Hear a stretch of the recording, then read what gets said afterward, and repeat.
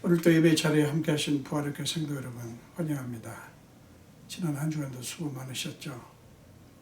오늘 우리 함께 예배하면서 정말 살아 역사하시는 주님을 만나는 그런 귀한 시간 됐으면 좋겠습니다. 우리 진솔하게 고백의 기도를 드리면서 예배 시작합니다. 다 같이 기도하겠습니다. 예수님 감사합니다. 아버지 지난 주간도 주님의 은혜로 살았습니다. 아버지 저는 끊임없이 즐거워하고 끊임없이 아버지 내가 악은 주님은 그럼에도 불구하고 불쌍하시고 긍휼하시고 부자연중의 주여 주여 예수 선생님이시소 깨끗게 정결케 해주시옵소서. 그럼에도 불구하고 주님은 나의 구주시오 나의 주인 되시고 소망합니다. 난 주님의 아들이고 주님의 주 주여 불쌍히 주시옵소서.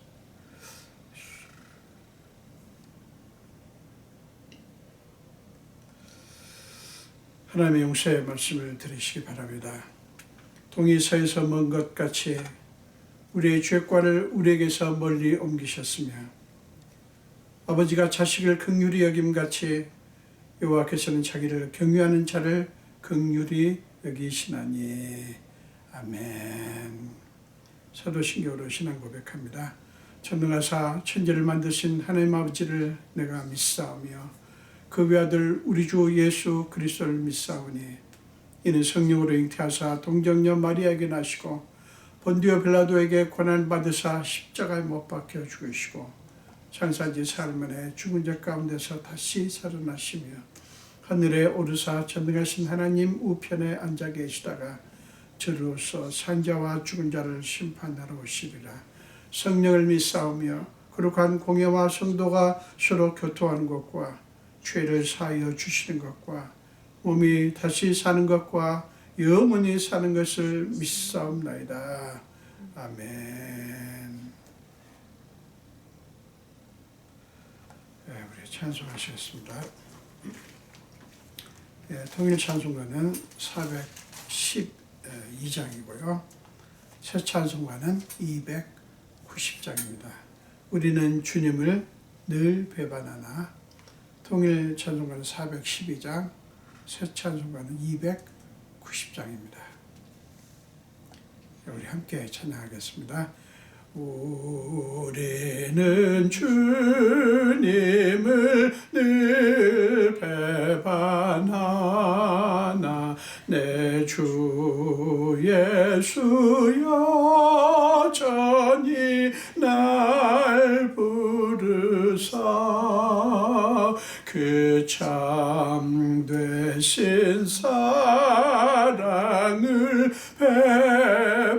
베푸시나니 내 형제여 주님을 곧 따르라. 주 널 위해 비네 주 널 위해 비네 주 널 위해 비네 항상 비시네. 주께서 풍성한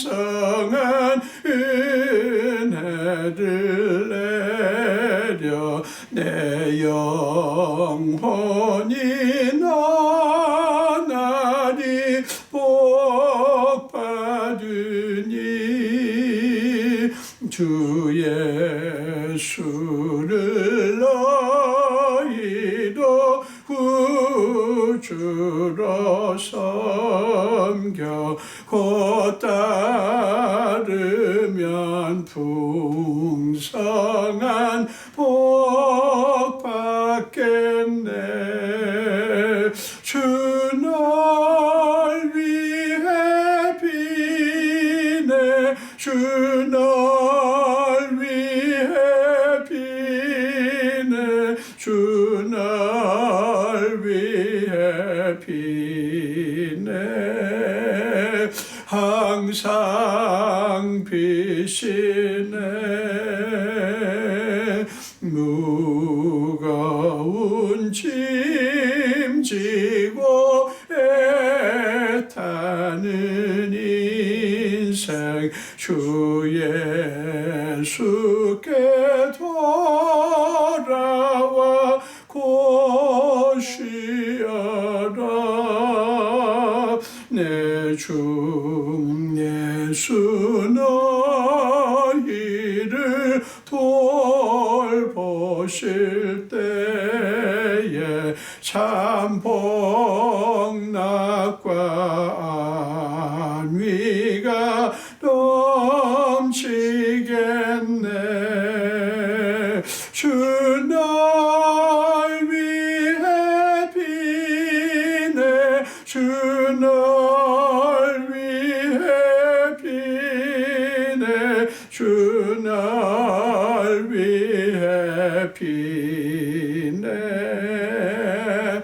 항상 비시네 무거운 짐지고 무거운 짐지고 애타는 인생 주 예수께 돌아와 고시하라 내 주 예수 너희를 돌보실 때에 참 복락과 안위가 넘치겠네 주 날 위해 비네 주 날 위해 비네 주 날 위해 비네 항상 비시네 아멘. 우리 제가 하나님 앞에 함께 기도하겠습니다. 살아계신 주님, 오늘도 저희를 예배의 자리로 부르시고 우리가 비록 주의 전에 모이지 못하고 각각 있는 처소에서 예배를 드리지만 그 자리가 예배의 자리가 되게 하시며 그 자리에 우리가 함께 있게 해주셔서 감사합니다. 주님, 오늘도 우리를 예배하게 하셨으니 하나님 우리가 신령과 진정으로 예배할 수 있게 해 주옵소서. 아버지, 우리는 신실하지 못합니다. 그러나 주님은 신실하십니다. 그 주님의 신실하심을 의지하며 우리가 그 신실하신 주님 앞에 우리를 드리기를 원합니다. 바울이 얘기했듯이 산 제사로 드리라고 권면하신 바울의 말씀처럼 우리가 우리의 전 존재를 주님 앞에 드릴 수 있기를 원합니다. 아버지야, 오늘 또 이 예배 자리에 함께 해주시고 우리를 받아주시고 우리를 만져주시고 우리 속에 주님 모시기에 합당치 않은 것들을 제거하시며 주님 모시기에 온당치 않은 것들을 다 성령의 불로 태워주시고 주의 보혈로 적셔주시사 정말 하나님 보시기에 온전한 깨끗한 정결한 주님의 자녀들이 되게 하여 주옵소서. 오늘도 예배하며 주님 앞에 나아갑니다. 하나님이여 우리를 긍휼히 여기시사 우리에게 주님께서 역사하시고 만져주시고 우리에게 말씀해 주시고 우리를 붙들어 주시옵소서. 지난 한 주간도 돌아보면 우리는 주님을 믿는다고 하면서도 정말 믿음 없이 행동했음을 고백합니다. 하나님을 하나님 되게 하지 못했고 우리가 하나님의 자녀라는 사실을 망각하며 두려워하고 걱정하고 염려하며 우리에게 다 부닥친 문제 앞에서 우리는 낙심하며 혼란한 모습을 보였습니다. 아버지, 우리가 어떤 가운데 있든지 주님은 우리의 주님이시고 제자들이 풍랑을 만나 정신을 차리지 못하고 그들이 두려워하며 온갖 혼란 속에 있었을 때 주님은 그들에게 찾아오셔서 그들에게 내니 두려워하지 말라고 말씀하셨습니다. 아버지여, 오늘도 지난 한 주간 살면서 우리는 이런저런 문제를 만나고 이런저런 고통을 경험했습니다. 그럴 때마다 우리는 하나님 자녀답지 못하게 벌벌 떨며 놀라며 심한 자괴감에 빠지고 고통 속에 빠졌던 것을 고백합니다. 용서해 주시옵소서. 아버지, 제자들이 만난 그 주님을 오늘 우리가 만나기를 원합니다. 내니 두려워하지 말라고 말씀하신 그 예수님을 만날 수 있기를 원합니다. 오시옵소서. 우리에게 임하여 주시옵소서. 풍랑 속에서 정말 우왕좌왕하며 우리가 혼란 속에 빠져있는 저희를 붙잡아 주옵소서. 우리를 붙들어 주시옵소서. 우리에게 말씀하여 주시옵소서. 아버지, 우리가 처한 이런 지금 코로나19 바이러스로 말미암은 이 어려운 처지를 돌아봐 주시고 속히 이 바이러스로부터 자유할 수 있도록 속히 이 바이러스가 더 이상의 역사를 멈출 수 있도록 함께하여 주시옵소서. 주님만이 하실 수 있습니다.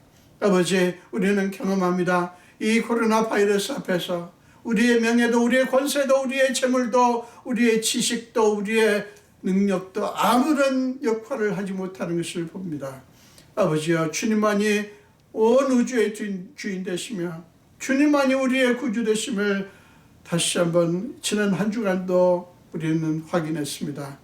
우리를 불쌍히 여기사 속히 이 바이러스에 대한 치료제, 백신이 나올 수 있도록 역사해 주옵소서. 지금 많은 의료인들이, 과학자들이 연구하고 있는데 그들에게 지혜를 주시고 그들을 도우셔서 속히 그 치료제가 나올 수 있도록 역사하여 주시옵소서. 지금 아버지 병중에서 신음하는 한 분 한 분에게 찾아가 주시고 그들을 만지시다 깨끗하게 낫게 하시며 사랑하는 이들을 먼저 보내신 그 슬픔에 빠진 가족들을 위로해 주시옵소서. 오 주님, 주님께서 우리를 불쌍히 여겨 주옵소서. 주님만이 우리 모든 것 되시고 주님만이 모든 것들을 멈출 수 있고 주님만이 컨트롤할 수 있는 것을 믿사오니 아버지여 역사하여 주시옵소서. 오늘도 부족한 종이 말씀을 들고 섭니다. 하나님께서 이 말씀 가운데 임하시옵소서. 부족한 종의 입술을 사용하셔서 제가 말씀을 전하지만 성령께서 친히 하시는 말씀이 되게 하여 주시옵소서. 그래야 그 말씀이 또 한 주간을 살아갈 우리 형제 자매들에게 힘이 되고 위로가 되고 능력이 되게 하여 주시옵소서. 주임새를 온전히 맡기옵고 감사드리며 예수 이름으로 기도합니다. 아멘.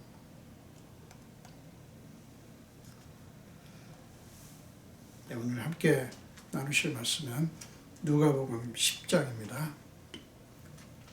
누가복음 10장 30절에서 37절까지입니다.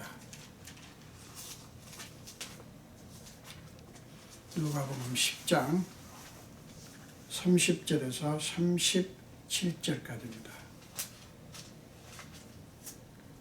우리 함께 한 목소리로 읽겠습니다.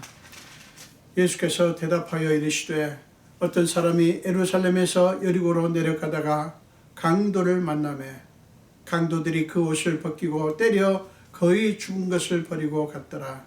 마침 한 제사장이 그 길로 내려가다가 그를 보고 피하여 지나가고 또 이와 같이 한 레위인도 그곳에 이르러 그를 보고 피하여 지나가되 어떤 사마리아 사람은 여행하는 중 거기 이르러 그를 보고 불쌍히 여겨 가까이 가서 기름과 포도주를 그 상처에 붓고 싸매고 자기 짐승에 태워 주막으로 데리고 가서 돌보아 주니라. 그 이튿날 그가 주막 주인에게 데나리온 2를 내어주며 이르되 이 사람을 돌보아 주라. 비용이 더 들면 내가 돌아올 때에 갚으리라 하였으니 네 생각에는 이 세 사람 중에 누가 강도 맞는 자의 이웃이 되겠느냐. 이르되 자비를 베푼 자니이다. 예수께서 이르시되 가서 너도 이와 같이 하라 하시니라. 아멘.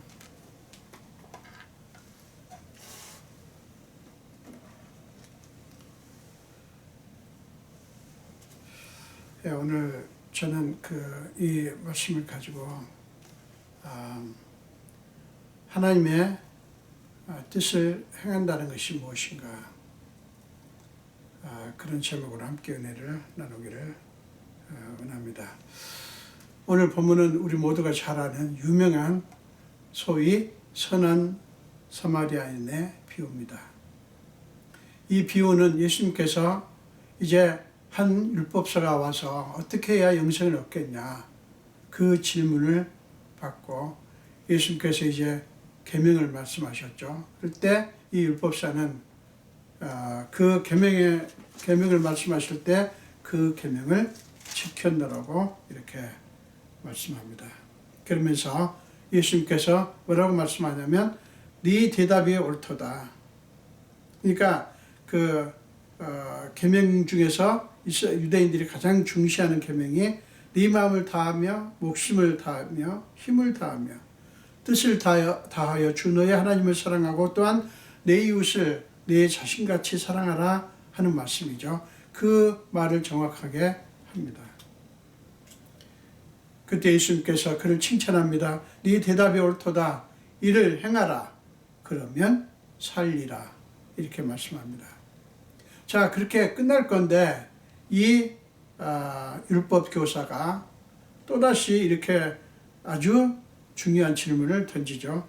그 사람이 자기를 옳게 보이려고 이런 질문을 합니다. 그러면 내 이웃이 누구입니까? 내 이웃이 누굽니까? 이렇게 질문을 던집니다. 그 질문에 대한 대답이 오늘 30절부터 등장하는 사마리아인의 비유입니다.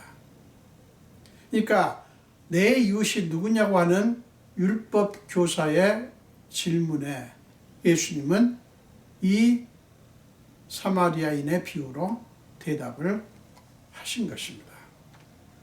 여러분, 오늘 이 본문은 어지간히 예수를 믿는 분들은 다 압니다. 주일학교 때부터 아주 유명한 이야기로 듣습니다. 이 말씀이 얼마나 유명한지 정말 그리스도인이라면 모르는 사람이 없을 지경이에요. 그런데 또 이 말씀처럼 오해가 되고 잘못 해석되는 그런 말씀도 드물 것입니다. 저도 이 말씀이 너무 성도들에게 익숙하기 때문에 사실 이 말씀을 별로 그렇게 설교하고 싶은 마음이 없었어요. 제가 에덴스 교회를 24년을 섬기면서 이 본문으로 딱 한 번 설교를 했습니다. 그만큼 성도들이 익숙한 말씀이기 때문에 그 말씀을 또 설교한다고 하는 게 쉽지가 않았어요. 근데 저는 지난 주일까지 이제 8번에 걸쳐서 하나님의 뜻에 신비라고 하는 그런 주제로 말씀을 전한 후에 이제 어떤 말씀을 전할까 고민하면서 이 말씀이 며칠 동안 제 마음속에 있어서 하나님이 주시는 말씀이다 믿고 이 말씀을 선택을 했습니다. 새롭게 이 말씀을 가지고 고민하면서 이 말씀에서 예수님이 하시는 말씀이 무엇일까 고민하면서 이 말씀을 준비했습니다. 저도 여러분도 함께 은혜 받는 시간 됐으면 좋겠습니다. 자, 제가 아까 이 말씀이 많이 오해가 되고 잘못 해석되고 많은 설교자들에 의해서 이 말씀이 잘못 전해짐으로 말미암아 너무나 많은 성도들이 이 말씀의 그 핵심을 놓치는 경우가 많다고 하는 거예요. 어떤 부분에서 그럴까? 자, 너무 익숙하지만 한 번 더 조금 얘기를 하죠. 여러분, 비유를 어떻게 말씀합니까? 어떤 사람이 누군지는 알 수 없지만 여리고를 가다가 가는 길에 강도들을 만났어요. 그래가지고 그 강도들이 이 사람을 때려서 이 사람의 것을 다 빼앗고, 그래서 이 사람은 거의 죽게 되었습니다. 그때 이제 세 사람이 이 길을 지나가면서 이 거의 죽게 된 쓰러져 있는 사람을 보게 되죠. 먼저는 제사장이 지나가고 그 다음에 레위인이 지나가고 그들은 다 이 쓰러져 있는 이 사람을 보았지만 피해서 지나갔습니다. 그런데 세 번째 사마리아 사람이 여기에 왔다가 이 사람을 보고 성경이 뭐라고 합니까? 불쌍히 여겨. 불쌍히 여겨. 그 다른 면이 뭡니까?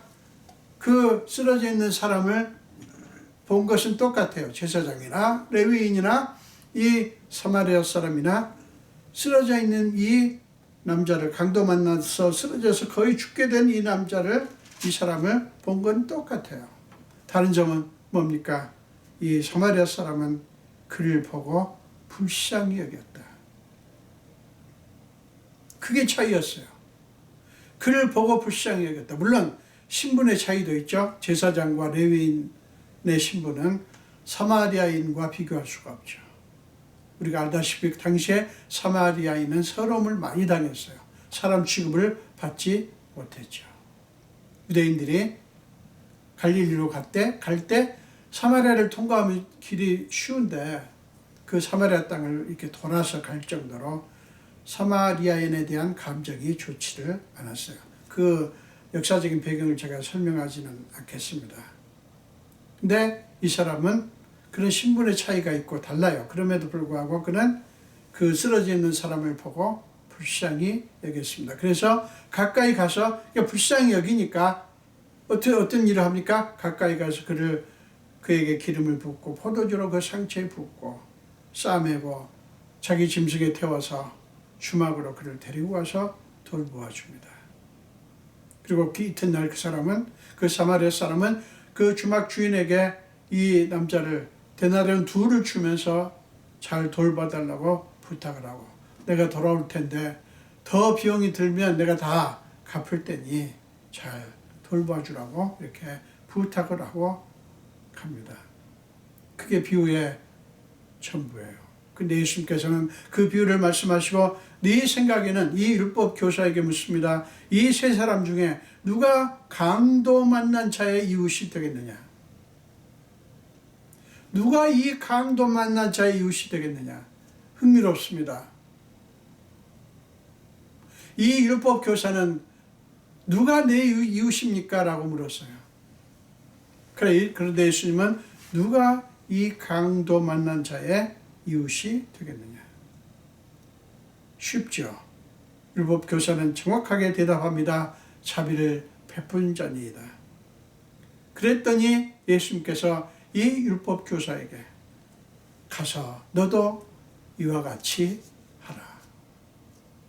가서 너도 이와 같이 하라. 예수님은 이 율법 교사가 이제 하는 대답을 듣고 이를 행하라. 그러면 살리라. 그 율법을 행하라고 말씀했어요. 그리고 또 비유를 말씀하시고 옳게 대답한 이 율법 교사에게 가서 너도 이와 같이 하라. 그러니까 무슨 얘기예요? 너도 사마리아인이 한 것을 네가 들었지? 바로 그 강도 만난 자의 이웃이 그 사람 아니냐? 자비를 베푼 자 아니냐? 그러면 너도 그렇게 해라. 이 말씀을 하신 거예요. 바로 이 37절 이 말씀, 가서 너도 이와 같이 하라. 이 말씀이 오해의 소지가 많다고 하는 거예요. 여러분 어떻게 이 말씀을 알고 있습니까? 자, 사마리아인이 제사장, 종교인들, 제사장도 레위인도 그들에게 종교는 있지만 그들은 이 강도 만난 자를 돌봐주지 않았다. 그러나 사마리아는 착한 사람이었다. 선한 사람이었다. 그러니까 너희도 불쌍한 사람을 잘 돌봐주어라. 이렇게 우리가 흔히 듣고 있지 않습니까? 근데 물론 이 말씀 속에 그런 부분이 왜 없겠습니까마는, 여러분 오늘 이 비유는 훨씬 더 깊은 의미를 우리에게 전달을 합니다. 여러분, 우리는 이미 이런 어떤 종교적인 어떤 그런 모습에 익숙합니다. 무슨 얘기입니까? 이것을 하고 저것을 해야 된다. 그래야 복을 받는다. 그래야 하나님의 인정을 받는다. 이것하고 저것 해라. 수많은 하라 혹은 하지 마라. 이런 것들에 우리는 익숙합니다.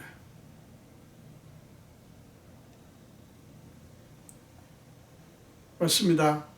이것을 해라, 저것을 해라. 그래야 복을 받는다. 이런 논리가 우리 속에 가득 참 있습니다. 예수를 믿는 사람이나 믿지 않는 사람이나 그 논리가 우리 속에 있어요. 그 논리가 우리를 끌어가는 게 바로 종교가 하는 일이에요. 종교는 끊임없이 어떤 가르침이나 관습을 들이대면서 그것들을 행하라고 요구합니다. 그래야 구원을 받는다라고 가르치죠. 과연 오늘 본문 말씀이, 이 비유가 가서 너도 그렇게 하라, 이 말씀이 바로 흔히 우리가 알고 있는 종교적인 어떤 요구사항인 것일까 하는 것이죠. 종교는 끊임없이 사람들을 그렇게 끌어갑니다. 그래서 사람들은 끊임없이 그것들을 행하기 위해서, 종교적인 어떤 가르침이나 어떤 관습을 행하기 위해서 애를 씁니다.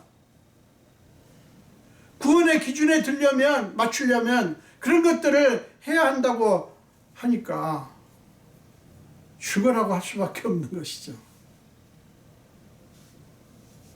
그러니까 어떻게 됩니까? 하다 지쳐가지고 쓰러지는 사람도 있고요. 자기 합리화를 하는 사람도 있고요. 또 다 행한 척 하면서 겉만 그럴듯하게 치장을 하고 꾸미는 그런 소위 외식하는 그런 사람들도 있습니다. 자, 사람들이 착각하는 게 그겁니다. 어떤 착각이요? 열심히 하면 할 수 있다. 그러므로 열심히 해라. 열심히 해라. 믿는다고 하면서 왜 안 하냐? 해라. 그 근거가 뭡니까? 열심히 하면 할 수 있다. 할 수 있다라는 데 초점이 맞춰져 있잖아요. 지금 율법 교사가 질문을 던졌는데 이 사람도 정말 율법을, 계명을 지키려고 애를 쓴 사람이에요.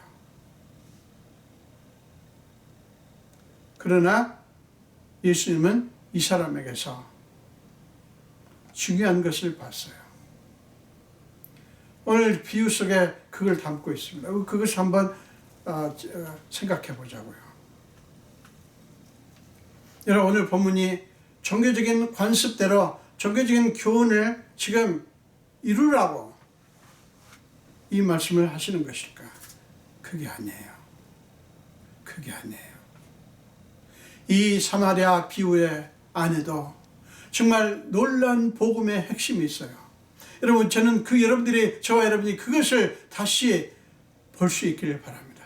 복음의 핵심이 있어요. 여러분, 종교는 끊임없이 우리에게 요구를 합니다. 그래서 많은 사람들이 종교적인 요구에 너무 지쳐 있어요. 열심히 하려고 하는 사람일수록 그렇습니다. 종교의 요구에 사람들은 노예처럼 삽니다. 종교의 가르침에 통제를 받습니다. 여러분, 많은 사람들이 종교를 물으면 나는 무종교라고 이렇게 말하지만 사실은요, 거의 모든 사람들이 다 뭔가 종교적인 뭔가를 가지고 있어요. 그리고 그 종교성에 예속되어 있습니다.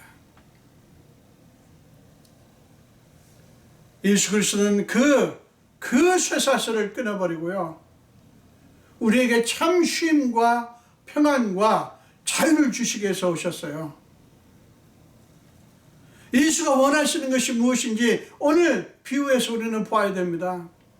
예수님께서 이 비유를 통해서 보여주려고 하는 것이 뭔지를 우리는 알아야 돼요. 예수님은 이 비유를 통해서 자신이 세상에 오신 목적을 명확하게 밝히십니다.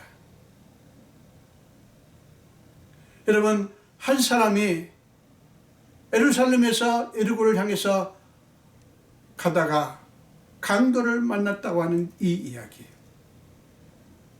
여러분, 이것이 무엇을 우리에게 얘기한다고 생각하십니까?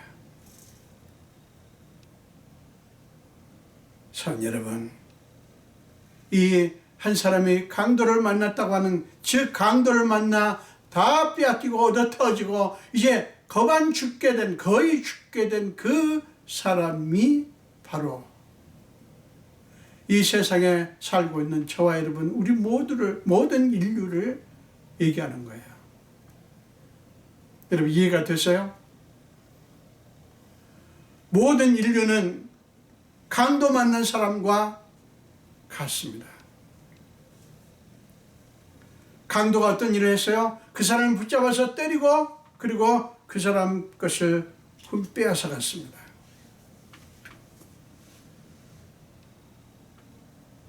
그게 아담과 하와가 범죄한 이후로 모든 인간들이 지니고 있는 문제예요. 여러분, 가장 중요한 것을 그 사람에게서 빼앗아 갔습니다. 마찬가지로 온 인류에게 꼭 있어야 될, 꼭 필요한 것을 강도는 빼앗아 갔어요. 여기서 강도가 상징하는 게 뭡니까? 사탄이죠. 사탄은 모든 인류에게서 반드시 꼭 있어야 될 가장 중요한 것을 빼앗아 갔으니 그것은 우리 영혼이에요. 강도는 우리 영혼에서 하나님을 빼앗아 갔습니다. 하나님의 형상으로 지음받은 우리인데 그 하나님이 우리 속에 계셔야 우리는 참 사람이 되는 건데 사단은 그것을 빼앗아 갔습니다. 그리하여 인류는 생명을 잃었어요. 그런 우리에게 잃었던 생명을 다시 주시기 위해서 예수님이 선한 목자로 이 땅에 오셨어요.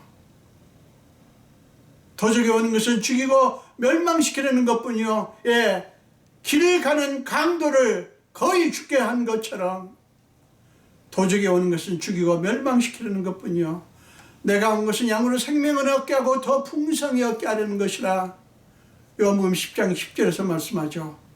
그러면서 나는 선한 목자다, 내가 양을 위하여 내 목숨을 주기를 원한다라는 말씀을 하죠.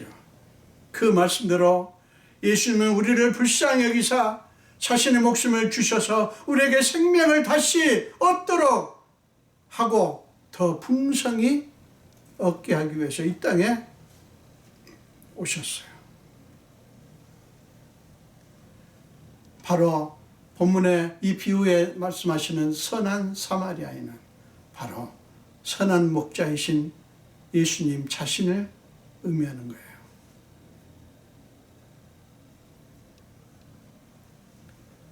예수는 우리 모든 인류의 참 문제가 무엇인가를 아셨어요. 사탄에 의해서 온 인류는 가장 중요한 것을 잃었어요. 강도가, 즉 사탄이 모든 인류에게서, 아담과 하와에게서, 그리고 그의 모든 후손에게서 하나님을 빼앗아 갔습니다. 여러분, 예수님께서는 그것을 아셨어요. 그래서 그것을 위해서 이 땅에 오신 거예요. 예수님은 그런 우리에게 쉼과 평안과 자유를 주시기 위해서 오셨다고요. 예수가 원하시는 것은 다른 게 아니에요. 어떤 종교적인 어떤 그 기준을 이루라고 요구하는 것이 아니라 내게 오라는 초청을 수없이 하십니다. 가장 유명한 초청 여러분들 아시죠? 마태복음 11장 28절부터 30절까지 수고하고 무거운 짐진 자들아 다 내게로 오라. 내가 너희를 쉬게 하리라.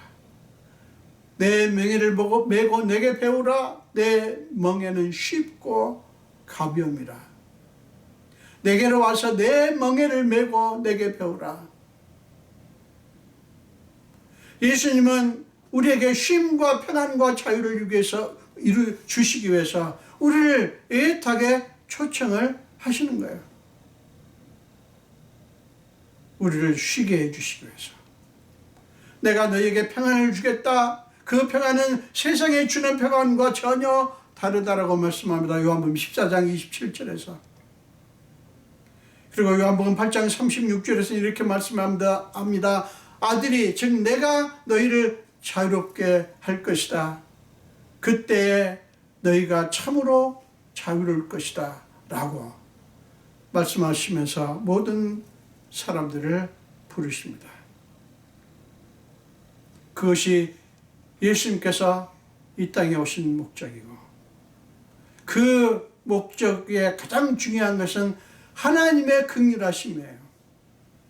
사마리아인이 강도 만나 쓰러져 있는 사람을 보고 불쌍히 여겼듯이 하나님은 저와 모든 인류를 불쌍히 여기셔서 우리가 아직 연약할 때, 죄인 됐을 때, 하나님과 원수일 때 바울이 로마서 5장 6절 8절 10절에서 말씀하셨듯이 예수 그리스도를 이 땅에 보내셔서 죽게 하셨어요. 하나님이 온 인류에게 어떤 관심이 있으며 온 인류를 한 하나님의 마음이 무엇인지를 보여주는 대목이죠.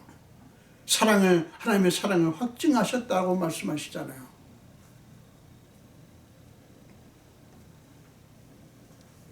사랑하는 여러분, 오늘 비유는 바로 이 사마리아인의 모습을 통해서 하나님의 마음, 하나님의 뜻을 우리에게 증거합니다. 자, 예수님은 이 율법 교사에게 누가 강도 만난 자의 이웃이 되겠느냐라는 질문을 통해서 이 율법 교사로 하여금 한 가지를 깨닫기를 원하십니다. 바로 네가 강도 만난 자다. 너는 하나님을 빼앗겼다. 하나님을 잃어버렸다.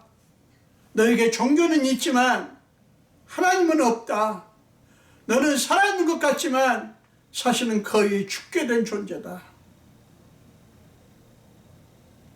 예수님은 그 율법 교사를 긍휼히 여기셔서 이 비유를 통해서 그 율법 교사가 그걸 깨닫게 하는 거예요. 너는 사단에게 네 안에 계셔야 할 하나님을 빼앗겼다라고 가르치십니다.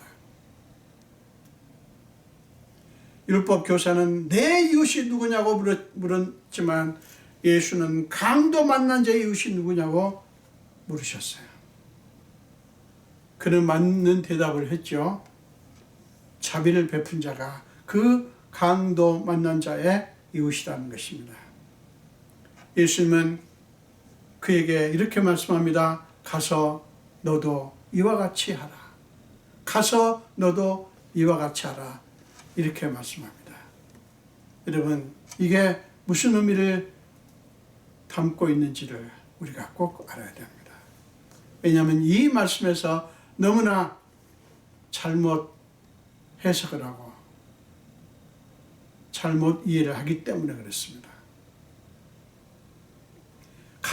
너도 가서 이와 같이 하라. 이게 무슨 말씀입니까? 또 하나 도덕적인 요구를 하는 것일까요? 네가 율법 교사인데 명색이. 너는 제사장과 레위인 같지 않냐? 그래가지고 어떻게 하나님의 인정을 받겠냐? 하나님의 사랑을 받겠냐? 가서 그 사마리아인처럼 해라. 그 어떤 도덕적인 요구를 하는 것일까요? 너도 선한 사마리아인처럼 선한 일을 좀 해라. 율법만 안다고 그러지 말고, 이런 요구일까요? 많은 그리스도인들이 그 부담을 가지고 있습니다. 그리고 그 사마리아인이 불쌍한 사람을 불쌍히 여기고 그에게 착한 일, 선한 일을 했다라고 하는 행위를 자꾸 주목을 합니다. 여러분, 잘 생각해 보십시오. 가서 너도 이와 같이 하라고 하는 이 말씀의 의미가 무엇인지 여러분 반드시 여러분 아셔야 돼요. 예수님은 그 행위 자체가 아니라 그 행위를 하게 된 동기를 주목하라고 말씀합니다. 제사장 레위가 왜 그냥 지나갔겠어요? 사랑이 없어서인 거예요. 사랑이 없어서. 당시의 종교의 허상을 예수님은 지적을 한 거예요. 반면에 사마리아인은 종교인은 아니었지만 그에게는 사랑이 있었기에 그렇게 할 수 있었다고 하는 것을 보여줍니다. 오늘 본문에서 보고 불쌍히 여겨, 이게 굉장히 중요한 거예요. 예수님이 가서 이와 같이 하라는 것은 너는 진정으로 하나님을 사랑해야 된다. 그 하나님을 사랑하게 되면 마땅히 되어야 할 너가 된다. 그 하나님이 본래 원하셨던 네가 되거라. 그러면 너는 너의 이웃을 발견하게 될 것이고 그 이웃을 사랑할 능력을 갖게 될 것이다. 그렇지 않으면 너는 아무것도 할 수 없을 것이다 라는 말씀을 하시면서 궁극적으로 예수는 그에게 선한 목자인 자신 예수 그리스도를 믿고 그 예수가 주는 생명을 받으라고 하는 것을 말씀하는 거예요. 그 생명을 받으면 너는 율법이 요구하는 바를 행하게 될 것이다. 이 말씀을 하는 거예요. 결국 가서 너도 이와 같이 하라. 이 말씀은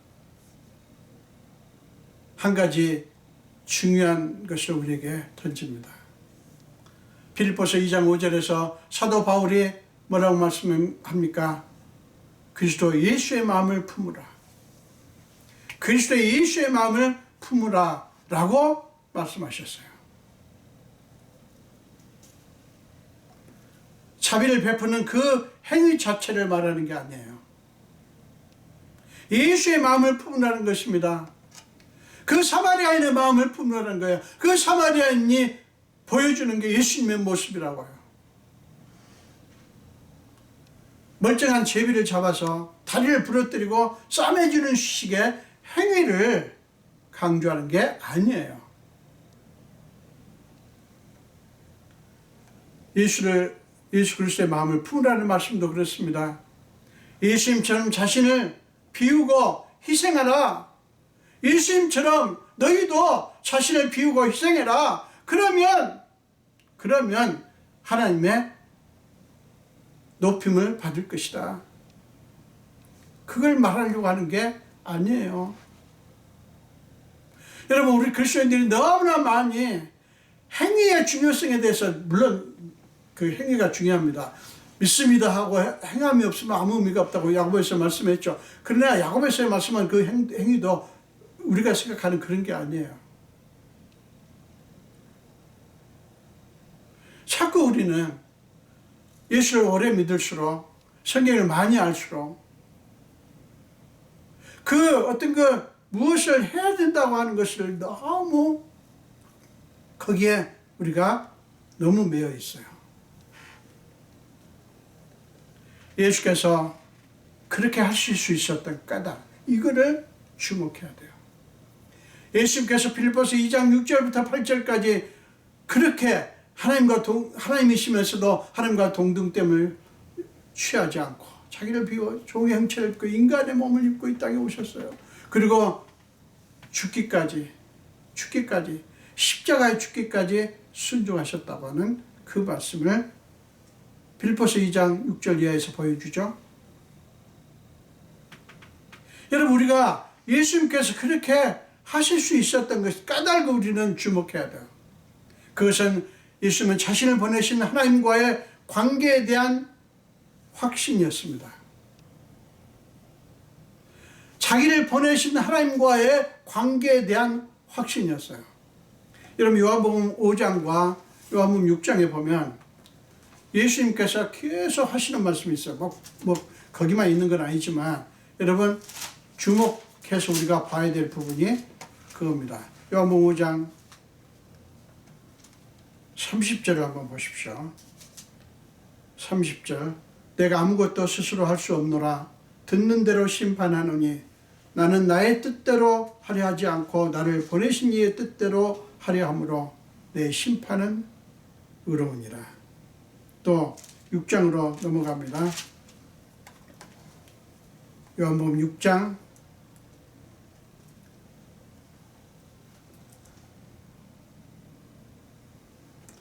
38절입니다. 내가 하늘에서 내려온 것은 내 뜻을 행하려 함이 아니요 나를 보내신 이의 뜻을 행하려 함이니라.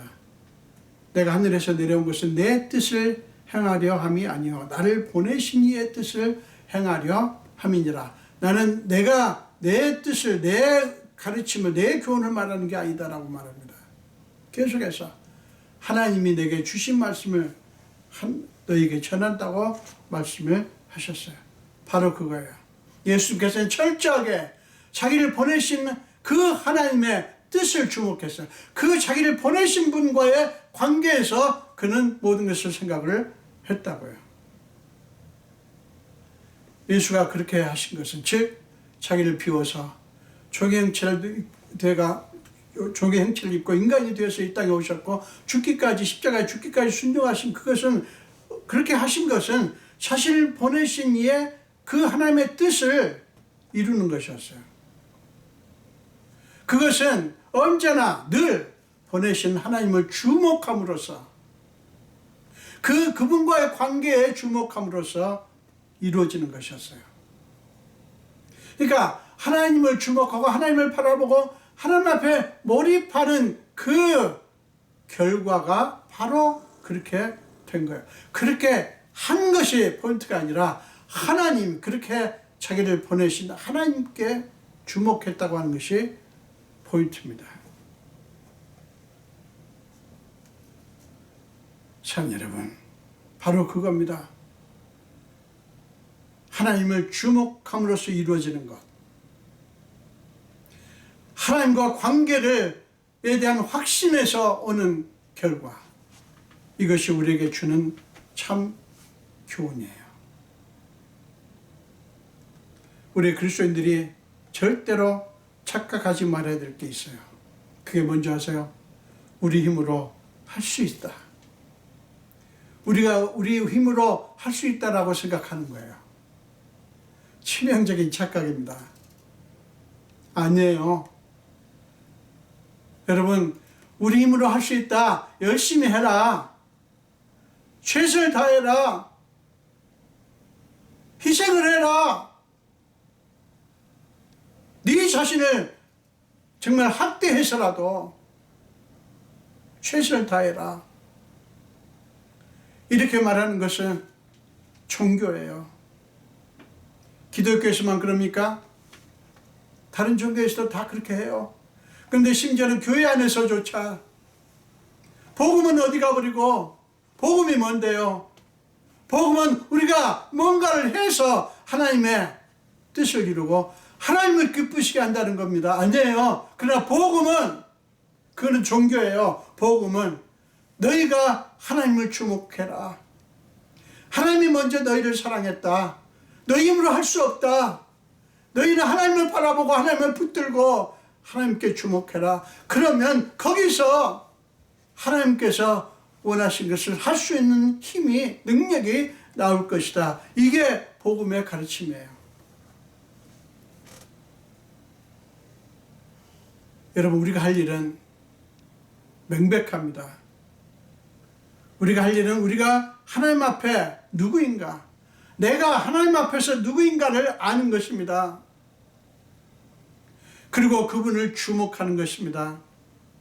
하나님이 나를 위해서 무엇을 하셨는가, 이것을 기억하고 그 하나님께 몰입하는 거예요.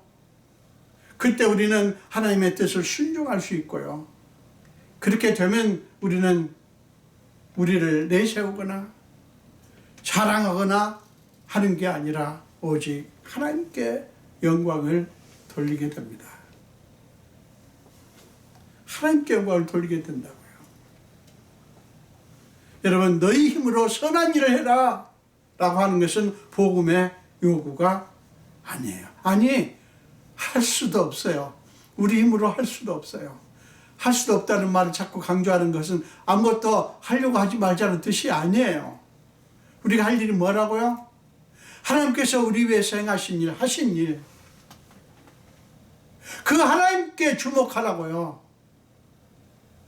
우리는 절대로 신실하지 않아요. 제가 지난번에도 말씀드렸지만 우리는 우리 힘으로 할 수 있는 게 없어요. 우리가 할 것은 단지 예수님께서 하나님께서 하신 일, 예수 그리스도를 통해서 보여주신 그 하나님의 사랑 앞에 우리 자신을 내어드리고 그 사랑 앞에 엎드리는 것입니다. 지금 우리는 어려운 상황 속에 있습니다. 우리를 두렵게 하는 것들이 너무 많습니다. 어떻게 될 것인지 끝이 보이지 않고 너무 답답합니다. 걱정이 되죠. 염려가 되죠. 그런데 사랑하는 여러분, 우리는 누굽니까? 하나님의 사랑하는 아들과 딸이라고요. 우리는 두려워하고 걱정하는 대신에 하나님과 여러분의 관계를 놓치지 말아야 돼요. 우리가 어떤 상황 속에 있든 하나님이 내게 어떤 분이고 내가 하나님께 어떤 존재인지를 기억하라고요. 마태복음 10장 28절에서 말씀하잖아요. 너희 몸을 죽이는 자를 두려워하지 말고 너희 몸과 영혼을 함께 지옥에 멸할 자를 두려워하라. 무슨 얘기입니까? 오직 두려워할 분은 하나님뿐이라는 거예요. 왜? 그분은 우리 영혼을 살리기도 하고 죽일 수도 있기 때문에. 이 세상의 권세가, 그리고 사단은 계속해서 우리를 위협하면서 우리를 두렵게 하고 우리를 겁나게 하죠. 여러분, 목적이 뭔지 아세요? 왜 사단이 그렇게 합니까? 우리에게서 하나님을 빼앗아 가려고요. 우리에게서 그것만 없으면 사단은 수지 맞거든요. 많은 그리스도인들이 거기에 속아서 하나님을 빼앗깁니다. 여러분, 마르다와 마리아 여러분 이야기도 아시죠? 마르다가 마리아의 언니지 않습니까? 여러분, 마르다가 예수님 일행을 초청했던 것은 예수님을 사랑했기 때문에 그렇게 한 거예요. 그런데 마르다가 혼자 마리아는 예수님의 앞에서 말씀을 듣고 있었죠. 마르다는 음식을 준비하다가 화가 났어요. 여러분, 처음에 마리다가 그렇게 한 게 아니에요. 예수님을 사랑했기 때문에 이렇게 한 거예요.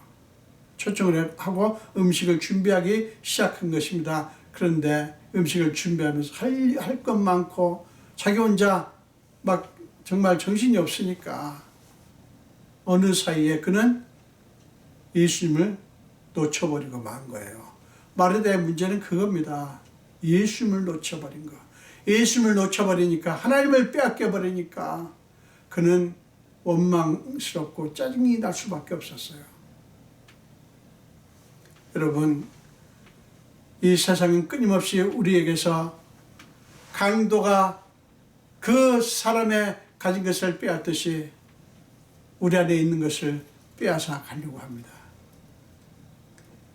베드로는 그것을 마귀가 우는 사자처럼 삼킬 자를 두루 찾는다고 그렇게 표현을 했죠. 예, 맞습니다.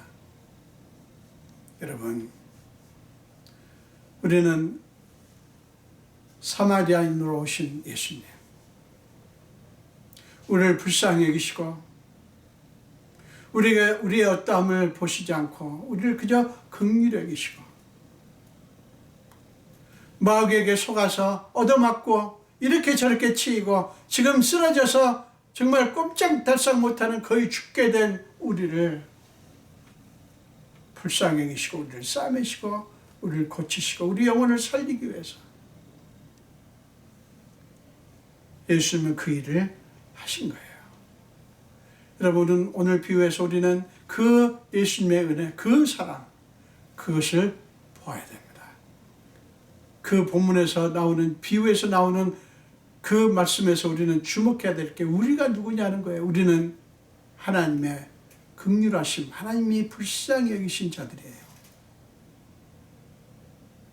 그 결과가 어떻게 됐어요? 자기 아들을 아끼지 않고 우리에게 주셨어요. 그러니 우리에게 좋은 것을 주시지 않겠냐?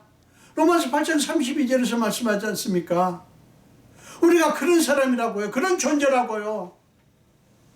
그것을 자꾸 자각하고 묵상하고 나는 하나님의 긍휼하심을 입은 자다. 그러면서 그 하나님을 주목하고 그 하나님께서 하신 일을 자꾸 주목할 때 거기서 능력이 나온다고요. 그렇게 그것을 해야 하나님의 사랑을 받는 게 아니라 이미 사랑하셨어요. 속지 마세요. 속지 마세요. 여러분 보세요. 제사장과 레위인이 보여주는 게 뭐예요? 제사장과 레위인 그 자체 어떤 그 사람을 비난하자는 게 아니라 그들이 종교는 있지만 사랑이 없기 때문에 지금 하나님이 없는 거예요. 그러니까 그들이 율법을 지키기 위해서 애를 썼겠죠. 일주일에 몇 번씩 금식하고 하루에 3번씩 기도하고 말씀을 묵상하고 그렇게 했죠. 종교 행위는 빠짐없이 아마 부족함이 없이 했을 것입니다. 그러나 그들은 그 행위를 하면서 어떻게 했을까요? 우리는 이것을 하고 있어. 근데 저 이방인들 봐라. 저 천한 자들 봐라. 그저 아무것도 하지 않느냐. 여러분 바리새인과 세리의 기도 이야기도 유명하지 않습니까? 누가복음 18장에 나는 저 세리와 같지 않음을 감사합니다. 그러면서 자기가 행한 것을 쫙 기도하면서 나열하지 않습니까? 여러분 그게 오늘날 그리스도인들의 모습이에요. 웃음이 나오지 않습니까? 하나님이 그들의 모습을 보면서 얼마나 웃으실까요? 여러분 그리스도인들이 왜 그렇게 딱딱하고 그렇게 얼굴이 굳어있고 어깨가 굳어있고요, 많이 믿었다고 하는 사람일수록 왜 그렇게 자유와 평안이 없는 줄 아세요? 하나님에 대해서 오해를 하고 있는 거예요. 믿는다고 하는 것에 대해서 오해를 하는 거예요. 여러분 우리가 하나님께서 기뻐하시는 자가 되기 위해서 그것을 우리가 주목해야 되지만 기뻐하는 자가 되는 게 우리가 하나님의 어떤 율법적인 요구를 이루어 드려야 기뻐하는 자가 되는 겁니까? 물론 율법을 지키기 위해서 우리가 하지만 지키는 것도 하나님을 사랑하기 때문에 그분이 내 아버지고 내 구주시기 때문에 그분의 자녀답김을 보여드리기 위해서 우리는 하는 것이에요. 그걸 하는 게 먼저가 아니라 그 하나님이 누구신가, 내가 그분 앞에서 누구신가 하는 것을 확인하는 게 먼저라고요. 감사하십시오. 기뻐하십시오. 하나님께서 우리 진리 되신 예수님께서 우리를 자유케 하셨다고요. 그 하나님이 주신 자유를 기뻐하시고 찬양하시라고요. 그 찬양하면서 기뻐하고 감사하고 그 그리스도께서 예수께서 주시는 평안을 누리고 그 예수님의 품 안에서 쉼을 누리고 자유하게 될 때 사는 여러분, 우리는 놀라운 일들을 할 수가 있다고요. 여러분 코로나로 말미암아 우리가 지금 어려운 상황 속에 있습니다. 안타깝습니다. 여러분을 생각하면 마음이 무겁습니다. 그러나 여러분 기억하십시오. 하나님은 우리 하나님이셔요. 우리가 어떤 상황에 있든 상관없어요. 그 하나님이 저와 여러분을 지금 긍휼히 여기십니다. 우리 지금 코로나라고 하는 이 문제 앞에서 두려워합니다. 그럼 우리가 할 일은 뭐예요? 풍랑을 만난 제자들이 정말 고문을 베개하고 누워 계시는 예수님을 깨웁니다. 예수시여, 우리가 죽게 된 것을 돌아보지 않습니까? 그 예수님은 풍랑에도 끄떡하지 않으십니다. 풍랑 중에도 무리를 걸어서 제자들을 구원하시기 위해서 오셨잖아요. 그 예수님이 우리의 구주십니다. 그분을 바라봅시다. 예, 힘든 걸 알아요. 두려워하시는가 합니다. 그러나 하나님께서 하신 일이 있어요. 그 하나님은 졸지도 주무시도 않습니다. 절대로 멈추지 않습니다. 여러분, 여러분들이 무엇을 했다, 하지 못했다, 여러분들이 걱정하시는가 합니다. 그러나 여러분, 먼저 사랑하시고 긍휼히 여기신 그 예수님을 바라보십시오. 여러분, 이단일수록 잘못된 가르침일수록 어떤 기준을 제시하면서 이것을 해야, 이만큼 돼야 14만 4천에 이른다고 말합니다. 많은 그리스도인들의 그 14만 4천이라는 숫자에 무엇을 해야 거기에 이른다라는 거기에 속아가지고요. 얼마나 벌벌 떨며 예수님께 주신 그 쉼과 평안과 자유를 누리지 못하고 사는지 몰라요. 그러니까 능력이 없어요. 열심히 믿는 것 같은데. 어떤 교회는 제자 훈련 한답시고 무슨 공동묘지에서 잠자게 하고요. 무슨 변까지 먹게 했다는 얘기를 듣고 기가 막혀서요. 여러분, 그게 무슨 기독교입니까? 그게 무슨 복음이냐고요. 여러분, 우리는 예수 그리스도를 믿는 겁니다. 종교를 믿는 게 아니에요. 종교에 병폐가 있습니다. 무엇을 해라 하지 마라 그거 하면 복 받지만 그거 하지 말란 거 하면 심판을 받는다. 여러분, 그게 얼마나 우리 크리스천들을 잘못된 가운데로 끌어가는지 몰라요. 여러분, 속지 마십시오. 제가 애쓰지 말라고 한 게 아니에요. 여러분, 예수님께서 기뻐하신 일을 하기 위해서 애를 쓰지만 그 애씀은 달라요. 의미가 달라요. 두려워서 내가 이것을 이루어야 하나님이 나를 기억하실 거야. 14만 4천 속에 끼워주실 거야. 여러분, 그거 아니에요. 그런 식으로 애쓰는 것은 복음이 아니에요.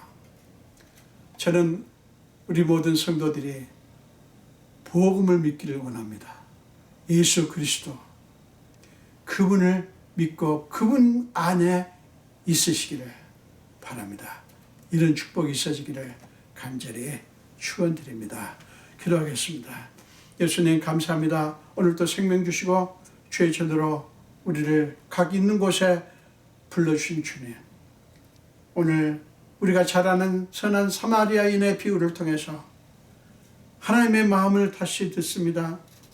우리를 위해서 그 하늘 보좌를 버리시고 이 땅에 오셔서 사단에게 강도 만난 것처럼 사단에게 많은 것을 빼앗기고 거의 죽게 된 우리를 구원하신 그 일을 위해서 오신 예수님을 우리는 오늘 이 비유를 통해서 깨닫습니다. 하나님의 사랑이 어떻게 우리에게 왔는지, 하나님께서 우리에게 하신 일이 무엇인지를 우리는 다시 생각해 봅니다. 아버지, 우리가 그 은혜를 입은 자, 하나님의 긍휼하심을 입은 자라고 하는 사실을 기억합니다. 가서 그렇게 하라고 말씀했습니다. 바울은 그것을 예수 그리스도의 마음을 품으라고 말씀하셨습니다.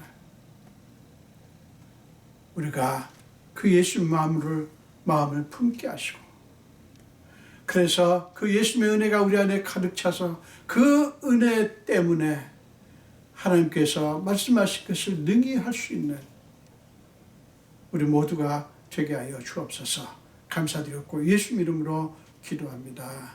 아멘.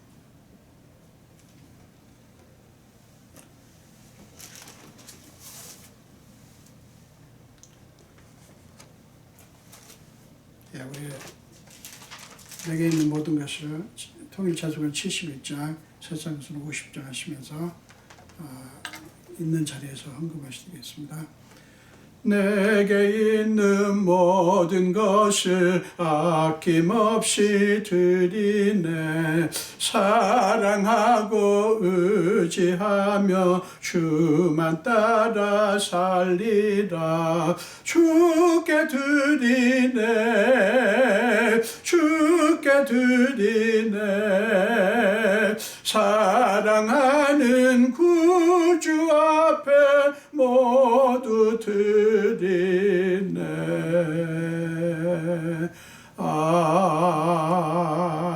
아멘.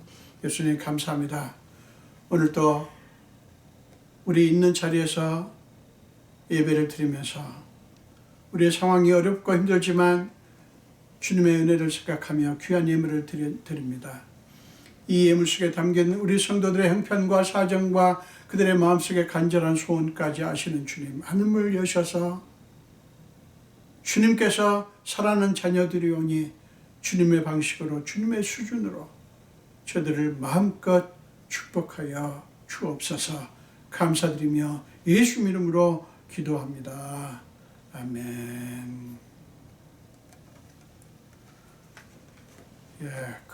여전히 우리는 동영상으로 예배를 드리고 있고 또 코로나19의 어려운 상황 속에서도 우리가 최선을 다해서 여러분들이 사업도 하고 또 직장도 나가시고 또 일도 하시고 그렇게 하시고 계신 줄 압니다. 지금 세계가 모두 이렇게 어려움을 겪고 있고요. 너나 할 것 없이 어려움 속에 있습니다. 우리 어떻게 합니까? 기도하면서 기다립시다. 하나님께서 살아 역사하시고요. 우리 눈에 안 보이고 귀에 안 들리고 손에 안 잡히지만 하나님은 하나님이십니다. 하나님께서 역사하실 겁니다. 끝까지 그 하나님을 놓지 않으시는 저와 여러분 됐으면 좋겠습니다.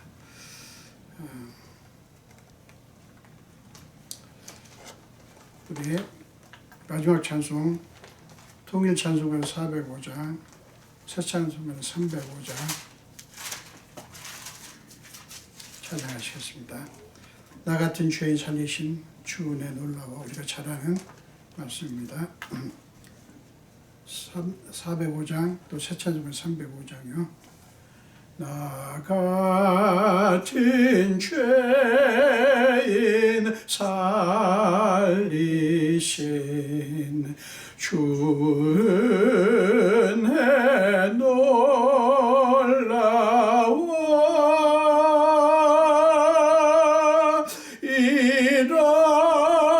잃었던 생명 찾았고 광명을 얻었네. 큰 죄악에서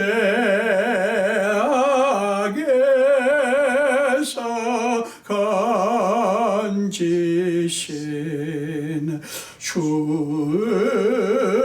은혜 고마워.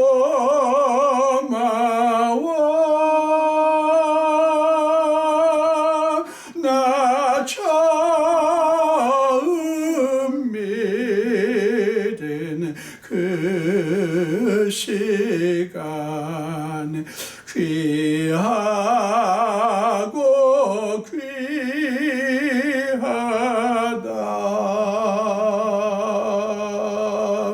이제껏 내가 산 것도 주님의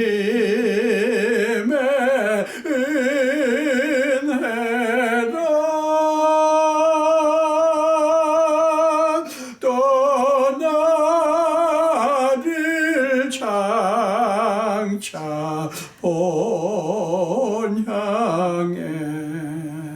인도해 주시리.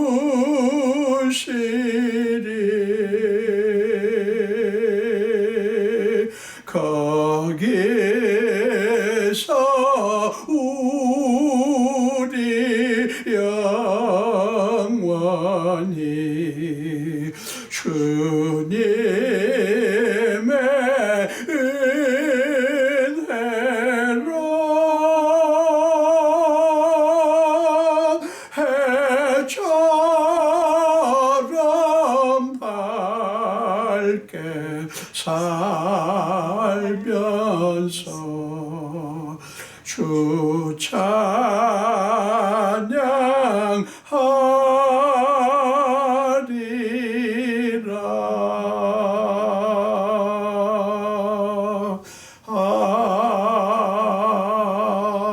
아멘. 기도하겠습니다. 지금은 우리 주 예수 그리스도의 크신 은혜와 하나님 아버지의 지극하신 사랑하심과 우리 삶 속에 기꺼이 들어오셔서 우리의 모든 무거운 짐과 연약함을 다 짊어지시고 우리 위해서 날마다 탄식함으로 간구하시는 성령님의 감화, 감동, 역사하심이 오늘 예배를 드리며 이제 우리 위해서 엄청난 일을 하신 하나님께 주목하고 그 하나님만 바라보며 그 하나님께 날마다 나아가기로 작정하는 우리 성도들 머리 위에와 우리 온 교회 위에 지금부터 영원토록 함께 하시기를 간절히 축원하옵나이다. 아멘.